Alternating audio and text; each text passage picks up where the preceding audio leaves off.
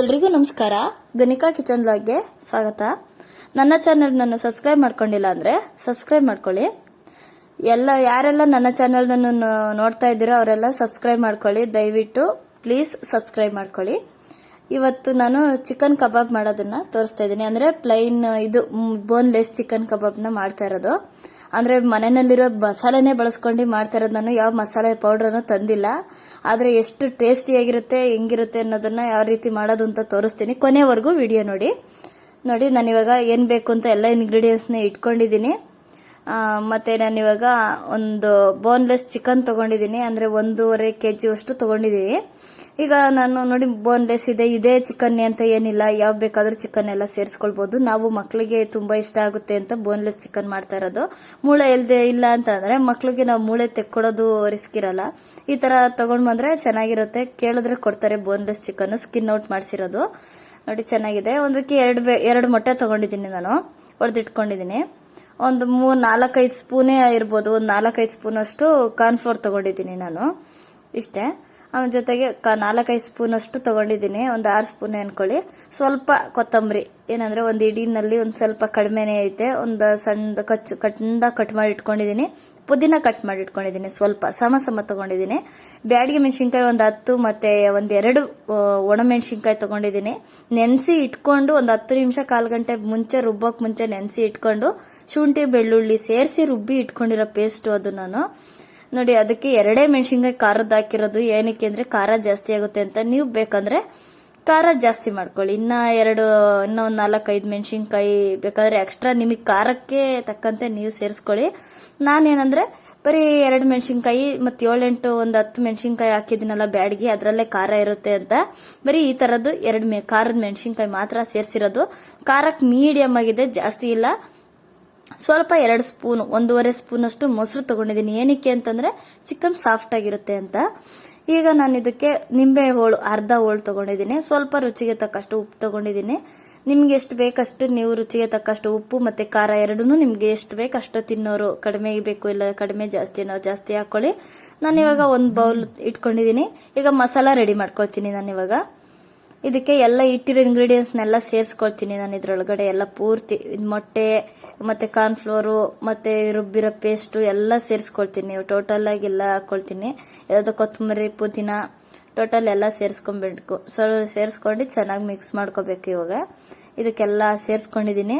ನೋಡಿ ಈ ರೀತಿ ಏನು ಇಟ್ಕೊಂಡಿಲ್ಲ, ನಿಂಬೆ ರಸ ಎಲ್ಲ ಸೇರಿಸ್ಕೊಂಡಿದ್ದೀನಿ. ಚೆನ್ನಾಗಿ ಮಿಕ್ಸ್ ಮಾಡಬೇಕು. ನೀಟಾಗಿ ಎಲ್ಲ ಕಡೆನೂ ಮಿಕ್ಸ್ ಮಾಡಬೇಕು. ಉಪ್ಪು ಎಲ್ಲ ಕಡೆ ಅಂಟೋ ಹಾಗೆ, ಉಪ್ಪು ಖಾರ ಅಂಟೋ ಹಾಗೆ.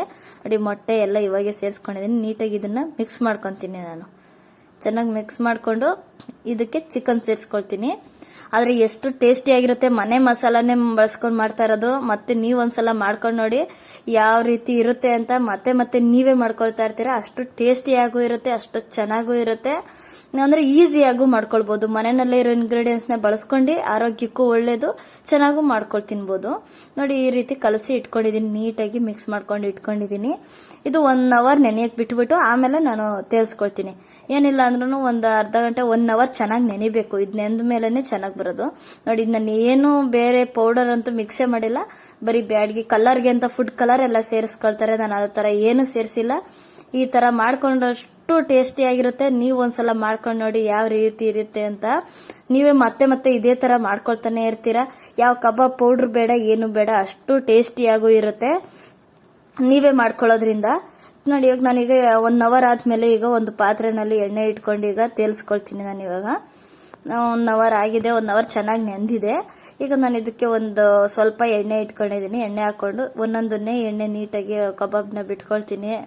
ಚಿಕನ್ನ ನೀವು ಇನ್ನ ಜಾಸ್ತಿ ಮಾಡ್ಕೊಳ್ಳೋರು ಇನ್ನ ಇಂಗ್ರೀಡಿಯೆಂಟ್ಸ್ ಜಾಸ್ತಿ ಹಾಕೊಳ್ಳಿ, ಇಲ್ಲ ಇನ್ನ ಕಡಿಮೆ ಮಾಡ್ಕೊಳ್ಳೋರು ಇದ್ರಲ್ಲಿ ಅರ್ಧ ಮಾಡ್ಕೊಳ್ಳಿ ಅಷ್ಟೇ.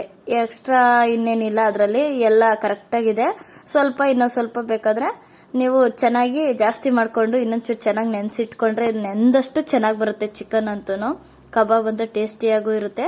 ಬೆಳ್ಳುಳ್ಳಿ, ಶುಂಠಿ ಮತ್ತೆ ಬ್ಯಾಡಗಿ ಮೆಣಸಿನ್ಕಾಯಿ ಮತ್ತೆ ಒಣಗಿ ಮೆಣಸಿನ್ಕಾಯಿ ಅಷ್ಟೇ ಸೇರಿಸ್ಕೊಂಡಿರೋದು. ಕಲರ್ಗೆ ಅಂತ ಇನ್ನು ಬೇರೆ ಏನು ಸೇರಿಸಿಲ್ಲ. ಮೊಸರು ಏನಕ್ಕೆ ಅಂದ್ರೆ ಒಳಗಡೆ ಸ್ವಲ್ಪ ಸಾಫ್ಟ್ ಆಗಿರುತ್ತೆ ಚಿಕನ್ನು, ಅಂದ್ರೆ ಮೇಲ್ಗಡೆ ಕ್ರಿಸ್ಪಿಯಾಗೂ ಇರುತ್ತೆ ಅಂತ ಅಷ್ಟೇ ನಾವು ಸ್ವಲ್ಪ ಮೊಸರು ಸೇರಿಸ್ಕೊಂಡಿರೋದು. ಬೇಡ ಅನ್ನೋರು ಸ್ಕಿಪ್ ಮಾಡ್ಕೋಬಹುದು, ಇಲ್ಲ ಬೇಡ ಅಂದ್ರೆ ಸೇರಿಸ್ಕೊಳ್ದಿರ ಇರ್ಬೋದು ಸಾರಿ.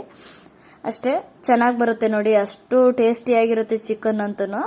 ನೋಡ್ತಾ ಇದ್ರೇ ಎಷ್ಟು ಚೆನ್ನಾಗಿ ಬರ್ತಾ ಇದೆ ನೋಡಿ, ಕರೆಕ್ಟಾಗಿದೆ. ಒಂದು ಚೂರು ಮಸಾಲೆ ಹೋಗ್ಲಿ ಇದರಲ್ಲಿ ಎಣ್ಣೆನಲ್ಲೆಲ್ಲ ಕದ್ರಕೊಳ್ತಾನೂ ಇಲ್ಲ, ಕರೆಕ್ಟಾಗಿ ಬರ್ತಾ ಇದೆ. ಅಂದ್ರೆ ಎಣ್ಣೆಗೆ ಹಾಕಿದ ತಕ್ಷಣ ತಿರುಗಿಸ್ಬಾರ್ದು, ಒಂದೆರಡು ನಿಮಿಷ ಬಿಡಬೇಕು, ಮೀಡಿಯಂ ಉರಿ ಇಟ್ಕೋಬೇಕು. ಯಾವುದೇ ಕಾರಣಕ್ಕೂ ಜೋರಾಗಿ ಇಟ್ಬಿಟ್ರೆ ಮೇಲ್ಗಡೆ ಚಿಕನ್ ಸೀತೆ ಹೊರತು ಒಳಗಡೆ ಬೆಂದಿರಲ್ಲ. ಅದಕ್ಕೆ ನಾವೇನ್ ಬಿಡಬೇಕು ಅಂದ್ರೆ ಒಂದ್ ಸ್ವಲ್ಪ ಮೀಡಿಯಂ ಆಗಿ ಇಟ್ಕೊಬೇಕು. ಜಾಸ್ತಿ ಜೋರಾಗಿ ಇಟ್ಬಿಟ್ರಂತೂ ಸೀದೋಗುತ್ತೆ, ಆದ್ರೆ ಚೆನ್ನಾಗಿ ಬರಲ್ಲ ನೋಡಿ. ಈ ರೀತಿ ನಾನು ಮೀಡಿಯಂ ಆಗಿ ಮಾಡ್ಕೊಳ್ತಾ ಇದ್ದೀನಿ. ಲಾಸ್ಟ್ಗೆ ಇನ್ನೇನ್ ಬೇಯ್ತು ಅನ್ನೋವಾಗ ಸ್ವಲ್ಪ ಕರ್ಬೇವು ಹಾಕೊಳ್ಳಿ, ಆದ್ರೆ ಘಮ ಹಂಗೆ ಇರ್ಬೇಕಲ್ಲ ಅಂತ ನಾನು ಹೇಳಿದ್ದು. ಇವಾಗ ಲಾಸ್ಟ್ಗೆ ಹಾಕೊಂಡಷ್ಟು ಎಷ್ಟು ಘಮ ಘಮ ಅಂತ ಇರುತ್ತೆ ಅಂದ್ರೆ ಚಿಕನ್ ಅಂತೂ ಅಷ್ಟು ಚೆನ್ನಾಗಿರುತ್ತೆ. ನೀವು ಒಂದ್ಸಲ ಮಾಡ್ಕೊಂಡು ನೋಡಿ ಯಾವ ರೀತಿ ಬರುತ್ತೆ ಅಂತ. ಎಷ್ಟು ಚೆನ್ನಾಗಿ ಬರ್ತಾ ಇದೆ. ಕರ್ಬೇವಿನ ಸೊಪ್ಪುನು ಎಣ್ಣೆ ಅಂದ್ರೆ ಲಾಸ್ಟ್ಗೆ ಹಾಕಿರ್ತೀವಲ್ಲ ಅದ್ರ ಘಮನೂ ಹಂಗೆ ಇರುತ್ತೆ, ಚಿಕನ್ಗೆಲ್ಲ ಬಿಟ್ಕೊಂಡಿರುತ್ತೆ. ಬೋನ್ಲೆಸ್ ಚಿಕನ್ ನೋಡಿ, ಮೂಳೆನೇ ಇಲ್ಲ, ಎಷ್ಟು ಚೆನ್ನಾಗಿದೆ ಅಂತ. ನೀಟಾಗಿ ನೋಡಿ ಒಳಗಡೆ ಎಲ್ಲ ಎಷ್ಟು ಚೆನ್ನಾಗಿ ಬಂದಿದೆ, ಮೇಲ್ಗಡೆ ಅಷ್ಟೇ ಕ್ರಿಸ್ಪಿಯಾಗೂ ಇದೆ. ಚೆನ್ನಾಗಿ ಬಂದೈತೆ ಚಿಕನ್ ಅಂತೂ, ಅಷ್ಟು ಚೆನ್ನಾಗಿ ಬಂದೈತೆ ನೋಡಿ. ಮತ್ತೆ ನೀವು ಆರೋಗ್ಯಕ್ಕಂತೂ ತುಂಬಾ ಒಳ್ಳೆಯದು. ಏನಕ್ಕೆ ಅಂದ್ರೆ ಮನೆಯಲ್ಲಿ ಇರೋದನ್ನೇ ಬಳಸ್ಕೊಂಡು ಮಾಡ್ತಾ ಇರೋದು ನೋಡಿ, ನೀವೇ ನೋಡ್ತಾ ಇದ್ದೀರಲ್ಲ. ಇಷ್ಟೇ ಬ್ಯಾಡ್ಗಿ ಕರ್ಬೇವು ಇವೆಲ್ಲ ಕೊತ್ತಂಬರಿ ಮನೆಯಲ್ಲಿ ಇದ್ದೇ ಇರುತ್ತೆ ಎಲ್ರಿಗೂ. ಸೇಮ್ ಇರೋದನ್ನೇ ಸೇರಿಸ್ಕೊಂಡು ಮಾಡ್ತಾ ಇರೋದು. ಮುಂದಿನ ವಿಡಿಯೋದಲ್ಲಿ ಸಿಗ್ತೀನಿ. ಎಲ್ರಿಗೂ ನಮಸ್ಕಾರ.